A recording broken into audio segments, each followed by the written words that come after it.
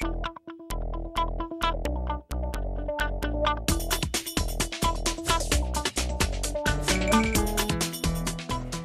I'm Bill Leipold, and welcome to this panel edition of Breakfast at the Barracks.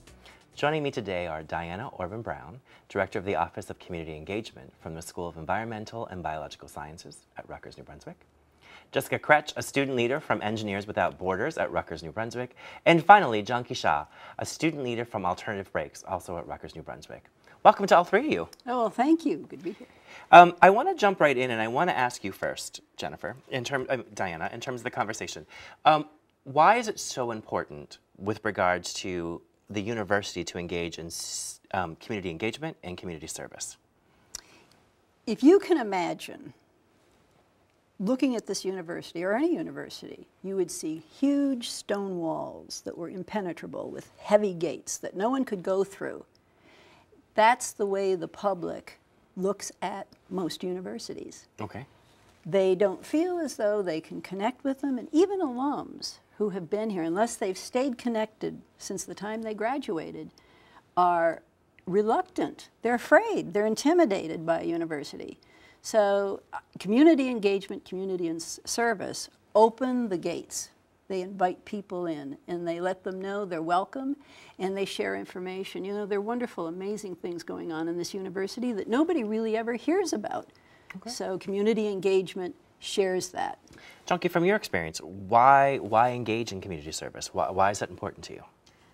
For me personally, it's become such a big part of my Rutgers career. I've been engaged in community service since my sophomore year. As Alternative Breaks, we go on a trip. We do spring break and winter break service trips, which are about a week long, and it's actually student planned too. So we deal with consulting with the nonprofit organizations and all the logistics of the trip. So it gives you a kind of experience that you would never have. So let's talk about that. It gives you a kind of experience. What are you specifically getting from the experience? A place you would never have gone before, the ability to meet new people. What works for you in that? It's just a combination of everything. You get to be with a lot of other students you have never met before. We select 10 random students. And also, you learn about the place that you're going to. We have a 5-week class prior to the trip. And so you learn about the area and the issues involved. And the best part of it is when you come back, we help the students using what they've learned, the issues they've dealt with, bring it back to the Rutgers community, bring it back to New Brunswick, and volunteer here and try to make a difference here. Just get from your perspective, it's the same thing as Janki or a little different? It's slightly different because we have a longer commitment to the community. With Engineers Without Borders, we have they say a 5-year commitment to communities around the world.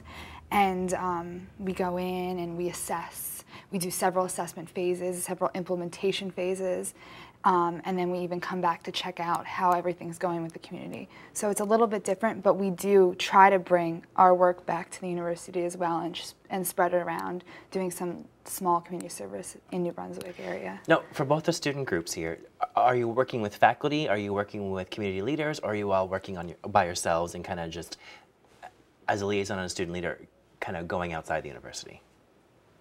Well, we work with students mainly. We do have advisors that come on the trips with us, but it's mainly students that spearhead the whole entire project. Okay. And Jess? For us, we have some faculty support, especially the deans in the School of Engineering who support us, but we try to get our mentors, our professional engineers, working in the community. So they may have their own businesses, they may just be working for different companies around the area, and they support our projects. They travel with us, they help us with the design, so they assist us in a lot of different ways. Diana, for your work with what we call SEBs, the question here is how does that work for you guys with the community engagement? Well, we decided that there were probably people in the public who wanted to know more about the good work that's being done here. But how did we know what they wanted to know about and when they wanted to be engaged? Mm-hmm. If they wanted to be engaged. So we started with alumni, we created a survey, we sent the survey out, we got tremendous response. And what we asked people was, what do you want to do? What do you like to do? Do you like to go on field trips? Do you want to come to lectures? Or what subject areas are you interested in? Is it health? Is it the environment? Is it agriculture? Whatever. We will only invite you to those things that you're interested in, and we won't bother you with the others. Okay. So, for instance, one of the things that came across is field trips. People wanted to go out into the field, literally, and of course, SEBS is the ag school, so we have lots of fields that we can take them to. And so we took them to the cranberry bogs, and they got to see a wet cranberry harvest. Oh, wow. They got to see a propagation program that's going on where our scientists, in conjunction with partners, are actually breeding. Did you know plants breed? I never knew that. Breeding new types of cranberry varieties. And then we had a lecture by one of our faculty people on the nutraceutical properties of cranberries. Cranberries are considered superfoods. Okay. And then we went to the ocean spray processing plant to see the cranberries get offloaded after they were harvested, get washed, packed, and sent off to where they were going to be processed. The whole idea behind that was to share the science, but also to put it in a context. Okay. Just, you had talked about there's a 5-year commitment where these might be short-term trips or folks might come back and do that. You talked about, and Engineers Without Borders has a 5-year commitment. So can you kind of explain to us a recent program or project y'all have worked on to kind of give us specifics about a project you're working on? Okay, yeah, we have 2 current projects, Kenya and Guatemala, and we have a completed project in Thailand. I'll tell you about our Kenya project because it's what I'm familiar with right now. It's a community of actually 40,000 people. It doesn't have, it has, the community members have to walk long distances to get water, and it's usually not clean. So the way we go into the community, we first ask them what they need. We don't even say water, even though that's come to us as what they need. We ask them, how are your roads? What is your #1 priority for your community? Because if we install something that's not right, then it won't actually be sustainable. So you're actually asking the community to kind of prioritize what their needs are. Yes. There might be several needs, but they get to prioritize, and then you get to work with them to kind of lay out a plan. Yes. And then we go through, sometimes we assess 2 times, sometimes even 3 times. We keep going back to the community. And then we're in the current design phase for our Kenya project, where we're thinking of drilling a well and then installing a hand pump, which is phase 1. And then phase 2 would be getting a tank, which would have a pipeline to the local market, which would provide for more water. That's phase 2. Phase 3 would be finally bringing the water to more places, to bringing it to the households, to bringing it out. But we do this slow process so that we know that each part is working and that the community is accepting it, because we don't want to just go in there and just throw something at them. So we're all about sustainability and all about empowering the community to be involved in all the construction, all the design, every aspect of the project, so that they understand maintenance and fixing it, and they accept it for their own. Great. Junkie, spring break, what did your student organization do? What did you do for the winter? I actually went on a winter break trip. So Okay, we great. we had a total of 7 trips this year. We had 4 during winter break and 3 during spring break. And I went to Florida. Each trip is always different. We try new places and also repeat places that have been successful in the past. So this was our 2nd year. We worked with Give Kids the World Village, and they're terminally ill children who are given this opportunity to come to this place in Florida, where it's kind of like Disneyland. It's like all their dreams come true. There's like an ice cream palace there. They can get ice cream 24 hours a day. Wow. There's like a Pizza Hut. There's a pool, which is heated, so they can go in there anytime. So it's basically anything a kid would want to have.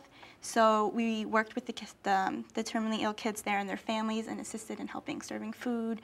And there was like a merry-go-round, so we assisted running that too. So every trip is a little different. Past trips I've gone on and worked with like poverty and hunger. We've done trips working with children in schools and Teach for America. So we try to cover a wide range of issues which Rutgers students may be interested in attending. Now, it sounds like Engineers Without Borders tends to be a little global in terms of its reach and international. How about for your organization? All of our trips are national, and we do different places. We actually had a local trip this year, which was in Camden and Philly, the spring break. And what did they do during spring break? Were they Habitat for Humanity, teaching? They did a range of different type of community service activities, from with children in schools to helping seniors clean their homes and just various work. All right. So let me ask you this question, Diana. You're pretty much New Jersey based in Yes. terms of bringing alums back. How do you think that the state and your alums pretty much, learn from this experience? You talked about the cranberry bogs, but what else are they engaging in and learning in with SEBS on the state level? Well, one of the things that we do is that we ask anyone who participates in any of these programs, whether it's a lecture or a field trip or any kind of event or program, at the very beginning we say, you're here because you wanted to be here, and we'd like you to take one or two factoids, one or two things that really strike you as being very interesting. We want you to take them back to your friends, to your neighbors, to the barbecue on Saturday, and talk about what Rutgers is doing. Because it's frustrating. So many people in New Jersey know Rutgers, Right.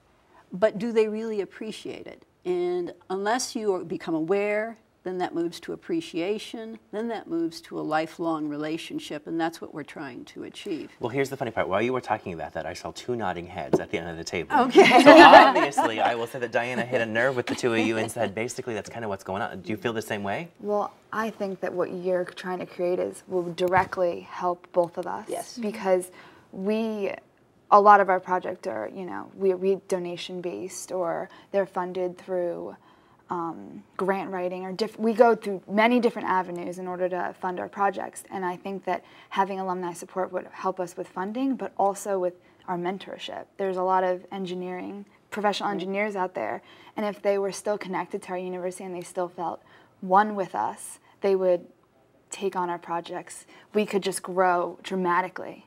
So I think that's important. Junkie, you were shaking your head also. Yeah, something that we do kind of similar to what you said is that we have reflections. After the trips at the university, we had 3 overall reflections. So if you've ever done community service like today or in the past, you just come and talk about it, and it's a way to talk with others what you've done and share your ideas, and also bring it back and maybe come up with a solution to maybe hunger or homelessness in New Brunswick. I've just come up with a great idea. we need to get more student involvement, and that's something that we have been addressing. Our office is relatively young. We've been around for about 18 months, and we focused on the outside communities, the alumni, members of the public and stuff. But we have this tremendous resource in our students, and one of the problems is that students start rolling at 9 o'clock at night, and of course we people who are not students anymore. Well, at this particular time, we're going to take a break. We'll come back and finish this conversation. We'll be right back. So, no, that's exactly what you guys need to do.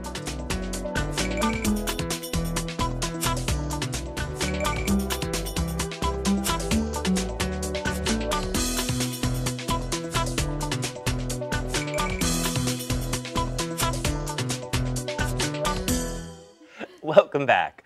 We're here talking with Diana Orban Brown, Jessica Kretch, and Junkie Shaw.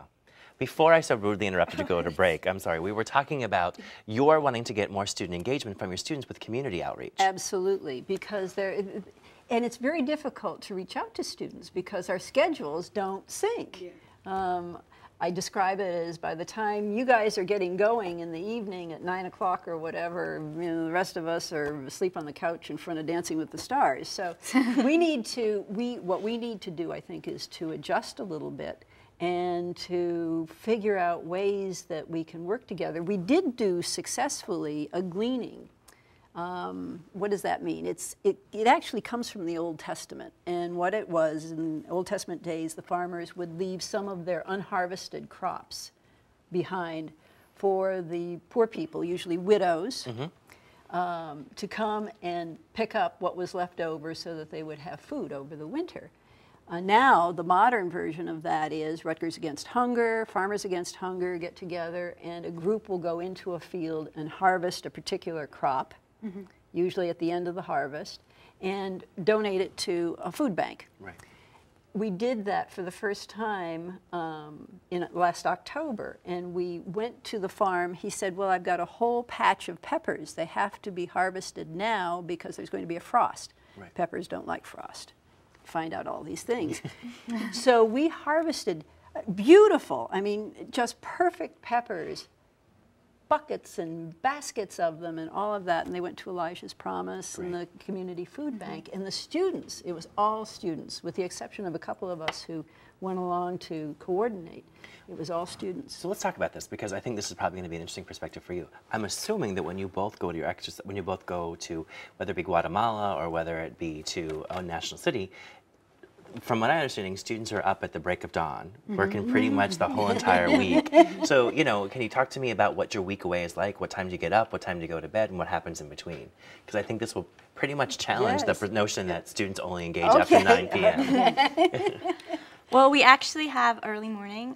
Sometimes we wake up from like 6 o'clock, got to go like at 7, or sometimes we have a little bit later. We do work the whole entire day, so probably until 5, 6 p.m. Sometimes we might even have like a night shift if we're serving dinner. But we also don't have classes during spring break and winter break, which might be a little problem that you might have with scheduling students. But from my experience, students are always ready any time if they're available to go get involved, and they're always excited. Yeah. And just for you?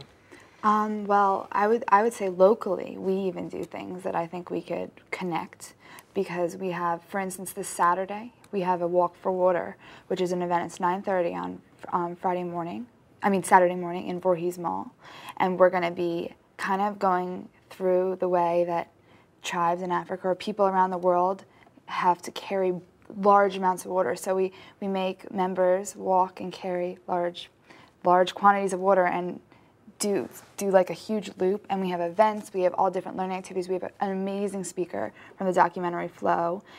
So we have events sort of like this. We have a benefit banquet every year where we could get the alumni involved, and not on they're not late nights, they're sometimes early mornings. So there are ways that I think that we could bring members of the public too, if they knew about this, because they really don't hear about these things unless we bring it to their attention and bring it to their attention in a way that they want to be informed. They don't want to have things thrown at them. They want to know, oh, this was something I said I was interested in, so I really do want to hear about. That would be fantastic. Well, and I think this is the challenge. I think most of the students who do community service do it because they have a real want to give back, and they have a real want to not do it in a way that seems to be taking advantage of folks or publicity. So can you guys talk a little bit about that? What are you getting inside from this? What is it for you in terms of you continue to engage in this kind of service?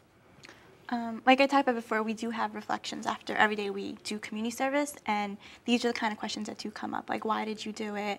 What gave you the reason to do it? And a lot of students, and how you felt about it. And a lot of students just say it's just the happiness that you get out of giving, and knowing that even though it's a little thing that you did, you made a difference in someone's life. And even if sometimes you do have to do tasks that don't really seem like they're helping, but you're saving the organization so much money by being there and doing that task for them. And even that littlest difference can make the difference between like a gallon of water or like giving, a child a meal at night and not. And for you, Jess, what is it you get from it? Well, I always have told myself since, a young age that I kind of live on the quote by Gandhi. I'm pretty sure that's who it is. It's like, be the change you wish to see in the world. It is Gandhi. And I think that for me personally, there's no better way to help than to actually be the one physically helping. And you personally get the most out of it. And I think that by human interaction, you're able to do more things than just by, writing a check or simple things like that. And students our age are able to do those things and excited to do those things. So, and we are going to be the change in the world. So to me, that's what our organization is about. But I also think most students at Rutgers feel the same way about it. Well, Dinah had brought up what we consider to be the intellectual experience, the ability to kind of learn about the cranberry bogs, kind of figure out about the breeding stuff. But there also is a learning with regards to communication, learning multiculturalism, learning with regards to socioeconomic and hierarchy. From your perspective, have you learned while you were out there in terms of those kind of human interactions than you had thought about before? Yeah, definitely. Like when we go to our different cities and towns to volunteer, before we do learn about the area, and then when we go there, we do research to see like the economic backgrounds and the issues that people deal with there. And for some people, it is like a shocker just to see the differences in the lifestyles.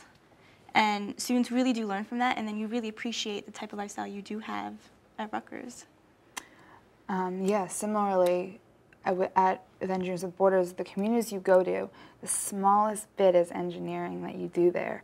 You learn is about cultures, you learn about politics, you learn about just ways of interact with different people and ways to get people engaged.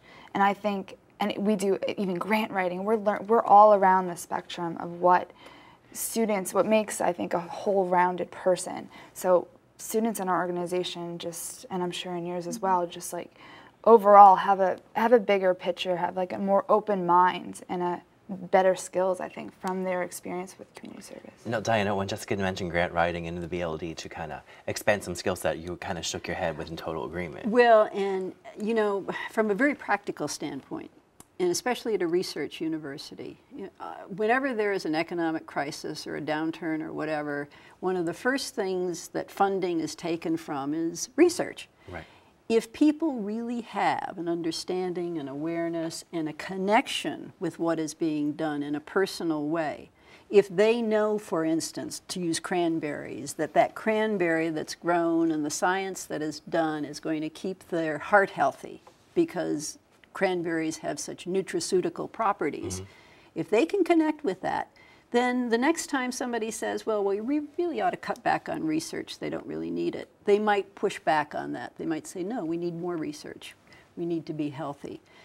I think it's extremely important and very practical. And I also think from the standpoint of students, again, on the practical stand, you'll be able to take this for the rest of your life. You will be able not only to put it on your resume, to be really, really practical, but you will be taking these experiences wherever you go.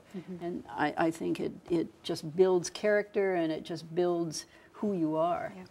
Okay, in the first segment, you had said you've been doing this since you were a sophomore, and it's become so part of what your Rutgers experience is about. So talk to me a little bit about, for me, how this adds to your Rutgers experience. What does it give to you? Because most people, I think Rutgers as classes, going to dinner, you know, partying on the weekend, or a whole bunch of different things that they see as a traditional student experience. So how does this add to that experience overall for you? I really think student involvement is like a major part of student life at Rutgers, and I'm pretty sure you can agree. It kind of, what you use in the classroom, you can actually apply it. And I think that's the most important thing. You get to meet all sorts of different types of people, and there's like numerous community service organizations at Rutgers that you can be part of, in addition to so many other student groups who also do charitable work. And the whole experience is something that I feel completes your college career, and it kind of gives you an all-around experience. Same for you, Jess? Yeah, I would say that this organization has been like one of the first days at Rutgers I got involved in. I haven't been able to shake it because the people you meet are just some of the most amazing people, and you're able to take what you said, like what you learn in class, and use it in the field, but actually do so much more than that. So let's take a step back. So, Jonky, what's your major? I'm a math major. You're a math major. Yes. So how do you take what you learn in math and apply it to what you're doing? Are you teaching? I mean, how does that play out? Because you talked to me about, you know, some of the different experiences out there. Well, sometimes we have tutored, and even if it goes to, you know, simple, when you go to a work site, they might need help with, you know, like budgeting, or just doing simple tasks that they may not have the people to do it. And I'm pretty sure with any other major, just the knowledge that you have from your classes that you're taking here, you learn so much, and you can see, oh, like this is what I learned in like my economics class. All right. So it's really not just your major, it's really the rounded liberal arts education that's kind of provided in terms of what's going on. And just, I'm assuming you're an engineer major. Yeah, I'm civil and environmental, so it fits kind of right in line. Right. But there's been other aspects of the school, like some of the cultural classes I've taken that have just completely intertwined with it. Even economics, like what you said, like there's just that you get a whole perspective. And you know, Bill, one of the things that we have, I think, discovered, and you tell me whether this is true or not, when students are here, they have to be students. They have to take classes, and they have to get good grades, and they have to graduate eventually. Right.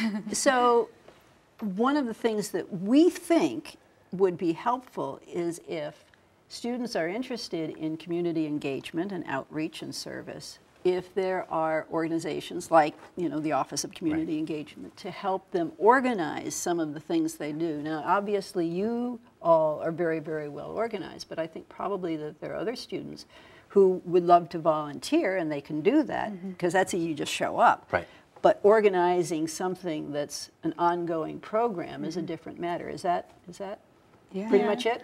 I think. So let's talk about this. So if someone's interested in both of your programs, so a student watching in the residence halls, a student watching who's housed in, you know, around university who sees us on public access, how can they get in touch with your organizations to be able to get involved?